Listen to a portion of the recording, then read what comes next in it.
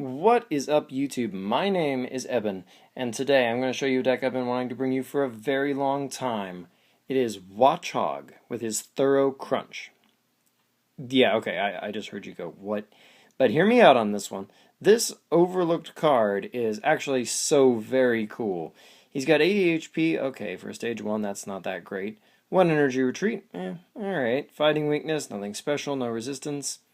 Held item inspection for 1 colorless. Your opponent shows you their hand. You get to choose an item and shuffle it into their deck. Okay, interesting first move. I mean, could work, right, if you had to. There are worse things. Oh, but then he has this second attack, Thorough Crunch. 2 colorless, so it's easy setup with a DCE. 30 damage, and you get to flip 2 coins, and for each heads, you discard an energy attached to your opponent's active Pokemon. In virtually every other Pokemon who's ever had a variant of this attack, gets 1 coin toss for a potential of 1 energy removal. Basically a crushing hammer. This guy is double that. He's 2 crushing hammers when he attacks. Now, let's consider that way, 75% of the time we're taking at least 1 energy. Those are pretty darn good odds. I mean, that's 3 out of 4 times we're at least going to pull off an energy. That's good enough you can think of it as a guarantee in a lot of circumstances. But now consider it with Trick Coin, which lets you re-flip your coin tosses for the attack once per turn if you want. That all but guarantees that you'll be pulling off at least 1 energy with Watchog, and could easily open up the door for taking 2 energies with much greater frequency. So when you think about it in that respect, this guy has some real potential to be a very disruptive card in a format where decks have very few energy cards, and often special energy cards that allow them to pay for 2 energy costs in an attack rather than 1. So pulling 1 or 2 of them off could be hugely devastating. Easily enough to completely disable an opponent from attacking. I mean, let's think about Giratina or Seismitoad, for example, as decks that this thing utterly causes problems for. Now, this is going to be a Trick Coin deck. In fact, that's the whole idea of the deck. But let's see what else we can do here to kind of really maximize it. Now, I gotta say, we got 3 Pat Rats in here. I actually don't have the current Pat Rat, so here are a bunch of other Pat Rats just to say, hey, I've got Pat Rat.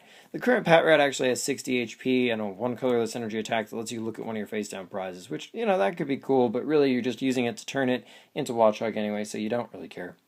We're running 2 of XY Diggersby, mainly because he can bail you out of trouble with his Dig for 50, that's 2 colorless and just 1 more energy, and a coin toss chance of being completely unaffected by all effective attacks on the next turn, including damage. So with a Trick Coin, 75% chance he can get you out of trouble, buy you some turns. That's really nice.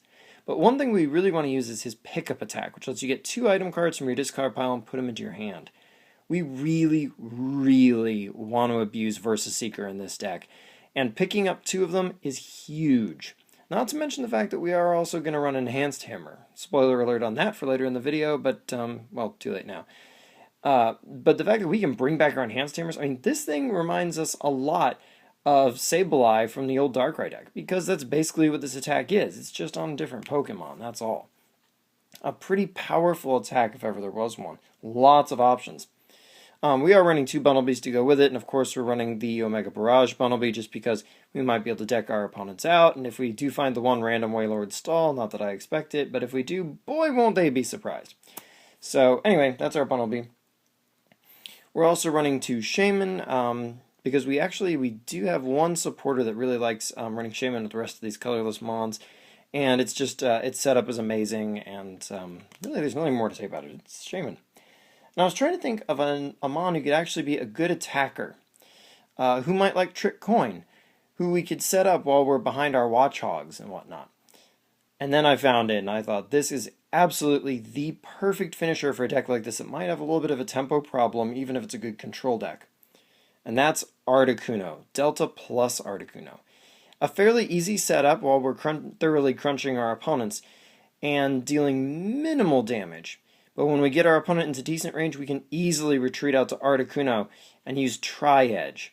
But if you get a bad flip, you can Trick Coin it again, giving you increased odds of picking up that extra prize on your knockout. And this thing could be pretty darn interesting with Trick Coin. I don't know if anybody's ever tried it before, but if they haven't, you know what? Today's the day. It's really interesting. I ran 2 just so that if it gets prized, we still have kind of a win condition. You shouldn't prize both. I mean, obviously you can potentially, but you can prize 4 of something as well. So we're just playing our odds here. Supporter-wise, we're running 4 Sycamores because duh. And we're running 2 Birch's Observation. You can run Shauna, but I like the ability to draw heavier or potentially draw lighter as we get toward the end of the game too. It's a risky card, but I think it's slightly better than Shauna now that I've playtested even more, but I wouldn't fault you if you ran Shauna. We're running 1 copy of Teammates because we run lots of Pokemon who aren't EXs with relatively low HP. They're easy to get knocked out. Teammates can go get your DCE and your Trick Coin or whatever else. I mean, this is a tremendous setup card in decks like these. An excellent versus Seeker target, of course. And that supporter I mentioned earlier, Winona. Winona can easily get you, say, your Shaman, and either like, say, 2 Pet Rats or a Pet Rat and a Bunnelby, or say that Watchog you're looking for. And basically you can get 3 things, play them all out right away, playing the Shaman last, and the fact that she stuffs your hand with cards, more or less, doesn't actually get in the way of Shaman at all. We're only running 1, but she's a great versus Seeker target, and a nice card if you just draw her normally in your first turn. So she's definitely worth playing in this deck because we have such an abundance of colorless Pokemon. We do have a Hex Maniac in here. You can play it, of course, on your first turn or 2 to block opposing Shamans and stuff like that. But it can be nice for getting around Aegislash to actually deal it some damage and things like that. Basically, you just kind of need this card nowadays as a way of punching through some of the decks that are out there. So we did include it for that reason. And we have a Lysander because a lot of opponents may try to set up on their bench to get around us. Lysander is a tremendous way to block that strategy and still pull those energies right back off again. And of course, it can pick up easy knockouts. It's a very good card in this deck, like so many others. Now, as far as the items go, we're going to go ahead and get this out of the way. We're running 4 Trick Coins, because this is almost as much of a Trick Coin deck as it is a Watchog deck. So, we're definitely going to run those. We're going to run 3 Ultra Balls, thin your hand out for Shaman, go get whatever you need, gets your evolutions, blah, blah, blah, blah, blah, blah, blah, gets you your Shaman, of course. Just a tremendously versatile card. We're running 4 Versus Seekers, because like I say, we really intend to put this card to heavy use in this deck. We're gonna put Lysander and Teammates and all that. We're just gonna use them over and over and over again. We want to just always have access to them. Speaking of gaining access, we're running 3 Battle Compressors. We have literally no other reason to run Battle Compressor than to ditch our one-of supporters to our discard pile early, so that we'll always have Versus Seeker targets. I mean, that's the whole reason. And once you get all your one-ofs into the discard pile, you can use these to just get rid of other Battle Compressors, check your deck to see what's left, or, ditch something you don't want to draw. But basically, we're running 3 just to get those things ditched to the discard pile as soon as possible. We're running 3 Trainer's Mail because this is a tremendous card for making sure we get our supporters and our Versus Seekers and our Trick Coins. It's just really good here. Now, I've opted for 3 Enhanced Hammer because the meta is very special energy heavy. And the ability to hit the bench, which Watchog doesn't do without Lysander's help, of course, is pretty useful. This can pick off those double dragon energies, getting on those Giratinas and stuff like that there. You can opt for Crushing Hammers, especially since we have Diggersby in here to pick them back up and put them back in your hand to recycle them. And that works a little better against basic energies, but there's enough special energy out there that I want to favor the Enhanced Hammer myself. But once again, you can easily use the Crushing Hammer if you prefer. Kind of feel out your metagame in your area and what people tend to play, and make your decision accordingly. I've also opted for 2 Switch. This can get us around our retreat costs, but more than anything, this gets around status getting in our way and things like that. It's a good utility card to run in here. And we've got 2 Training Center. This is more or less just to get rid of other stadiums, but our Pokemon also suffer from somewhat low HP, and this can put us out of some Pokemon's KO range, like Watchog goes to 110, moving just out of Giratina's knockout range, for example. But like I said, more than anything, it's really kind of just to get rid of our opponent's stadium cards.